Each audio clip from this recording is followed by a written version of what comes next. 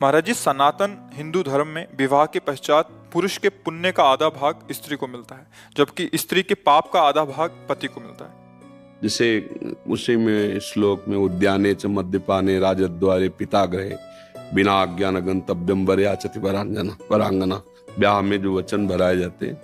बात यहाँ है कि जब पाणी ग्रहण करते हैं तो दोनों मित्र होते हैं, भाव वहां होता है। अब शरीर दो होंगे और उनके कर्म एक होंगे।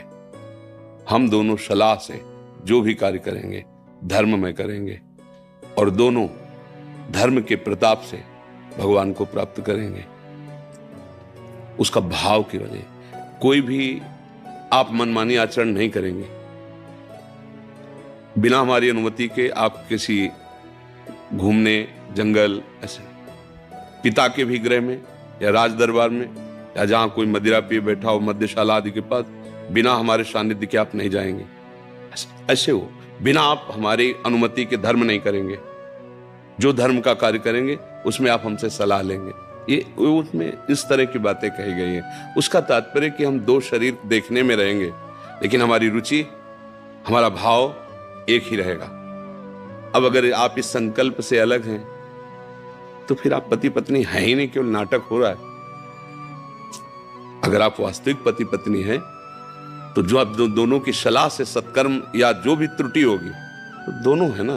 देखने जैसे दो हाथ हैं, ये कुछ करे तो आपको फल अलग अलग थोड़ी मिलेगा कि भाई उसने तो बाएं नहीं किया है तो दाएं नहीं किया। भोक्ता तो हम ही बनेंगे ना, हाथ हमारे दोनों। ऐसे पति पत्नी को अर्धांगिनी पत्नी को कहा गया है कि आप दाहिनांग बामंग के समान है। दोनों मिलकर के जैसे गाड़ी के दो पहिए चलते हैं तो लक्ष्य एक ही तो होता है। ये थोड़ी कि बायां कहीं और ले जाएगा दायां और कहीं ले जाएगा। हाँ, अगर वो अलग अलग खुल के निकल जाते हैं तो गाड़ी ही नहीं है। नहीं, वो तो टूट गई ना, गिर गई ना। तो दाम्पत्य जीवन क्या कि पत्नी अपनी मनमानी करे, पति अपनी मनमानी करे, दोनों शास्त्र सम्मत चलें तो वास्तविक कहते हैं ये जगत भी सुखमय उसके लिए हो जाएगा। दोनों धर्म से चले, प्यार से चले और ये पत्नी पातिव्रत धर्म धारण करे और पति पत्नी में केवल अपना भाव, जो संसारिक भाव मान लो काम भाव है, वो केवल अपनी पत्नी में और सीमित होकर के दोनों धर्म से चले, भगवत प्राप्ति के मार्ग में अग्रसर हो जाएंगे। पर जब गर्ल फ्रेंड और बॉयफ्रेंड पहले से ही बन रहे हैं तो इनमें पातिव्रत धर्म आएगा, इनमें एक पति निष्ठा आएगी, उनमें एक पतिव्रत का भाव आएगा, या पति एक पत्नी से अपने जीवन का प्यार दे देगा क्या? तो सब नष्ट ही हो रहा है। तो हमें लगता है लिखे ही रह जाएंगे ग्रंथ की बातें। धारण करने की योग्यता तो हमारी नई पीढ़ी पहले ही खो दे, नहीं खो दे। सोचो, जैसे पवित्र वस्त्र पहन करके ही यज्ञ किया जाता है, ऐसे ये शरीर वस्त्र है। इसको तब तक पवित्र रखना है जब तक ये दाम्पत्य जीवन का संकल्प न बन जाए। पर ऐसा हो रहा है क्या? है? कहाँ हो रहा है? आप बताओ ना, कहाँ हो रहा है? छोटे छोटे बच्चे, छोटी छोटी बच्चियां वैसे ही मन संसार में आसक्त है और ये सब नए वातावरण ने जो मिटिया मेट कर दिया। अब क्या बताना, आप लोग तो संसार में हो ही ना, फिर क्या? अब ये बातें केवल बातें ही रह गई। ये तो कुछ आदमी होंगे जो ब्याह करवाते होंगे पंडित जी से, नहीं तो ऐसे उसमें लिखा लो जज के सामने आए कोर्ट में, और या भैया मंदिर में माला डाल लिया, छुआ के हो गया। मतलब क्या यार, समय आ गया है। अब आपने उससे भाव से स्वीकार किया और 2 महीने बाद कह दिया आप हमें पसंद है, तो बाजार की वस्तु समझी थी क्या? जीवन बर्बाद हो रहे ना। और ये पास है, ये अब आज की समाज हमारी इसे पास करे कि पढ़ी लिखी समाज है, ये पढ़ी लिखी समाज। तो अब धर्म कहाँ कैसे? नैष्ठिक भावनाएं ही निष्ठापूर्ण नहीं रह गई हैं, कैसे? अब तो बस यही है कि इन किन प्रकार जैसे बने नाम जप करो, अपना कल्याण करो और अपने जो सगे संबंधी उनके लिए नाम जप करो। वो जप करे ऐसी भावना हम जप करके उनके लिए भी लाभ, कि तुम पुत्र हो, तुम पत्नी हो, तुम्हारी बुद्धि शुद्ध हो, तुम्हारे अंदर सद्भावनाएं आवे। बस यही हमारी शिक्षा तो यही। पत्नी नाम जप करे, कहोगे नाम जप करो, नहीं करेगी तुम्हें गुस्सा आएगा, लड़ाई झगड़ा करो। आप नाम जप करो, आप उसका मंगल करो।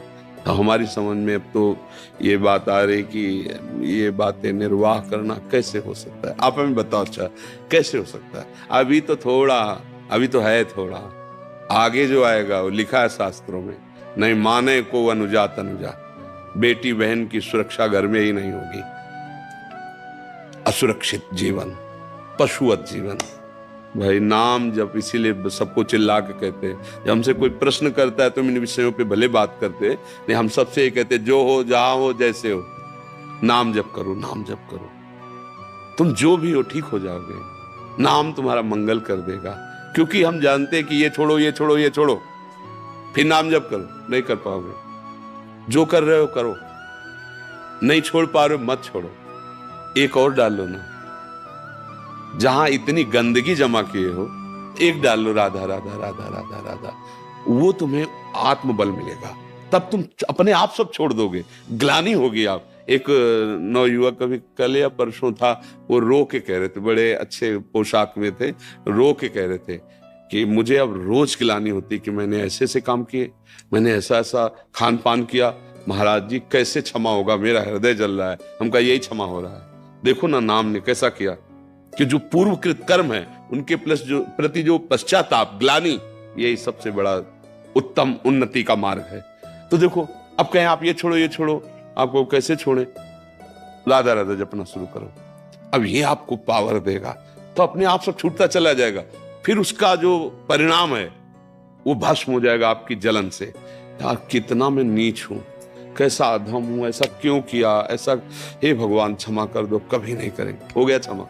जो हृदय जलन होता है ना वो शांत हो जाता है।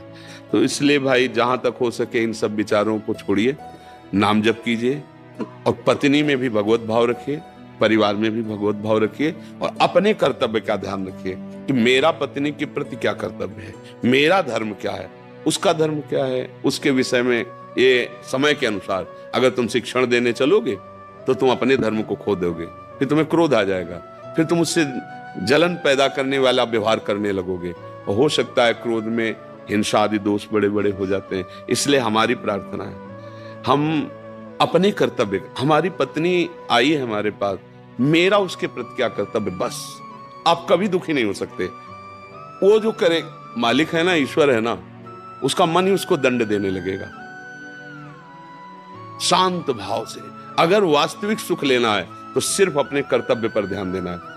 ये पुत्र है, मेरा कर्तव्य इसके लिए क्या है, ये पिता है, मेरा कर्तव्य इसके लिए, उनका मेरे प्रति क्या व्यवहार है नहीं देखना। ये देखोगे तो कर्तव्य निर्वाह कर ही नहीं सकते, मेरी बात मान लेना। अगर मरीज का व्यवहार क्या है डॉक्टर के प्रति ये देखे ना, तो कभी वो डॉक्टर ही नहीं कर पाएगा। वो अपने कर्तव्य को देखता है, तो रो चिल्ला लात मार हाथ मार बांध इसके हाथ पैर, और ऑपरेशन करता है, इंजेक्शन लगा देता है।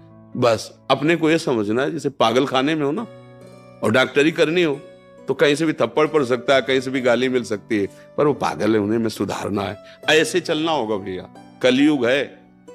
अब का जो स्वभाव स्वरूप आएगा वो तुम्हारे अनुकूल नहीं आएगा, तुमको देखना है अपने कर्तव्य को। अगर ऐसे चलोगे तो ठीक हो जाएगा। क्यों, इसमें कोई तर्क है?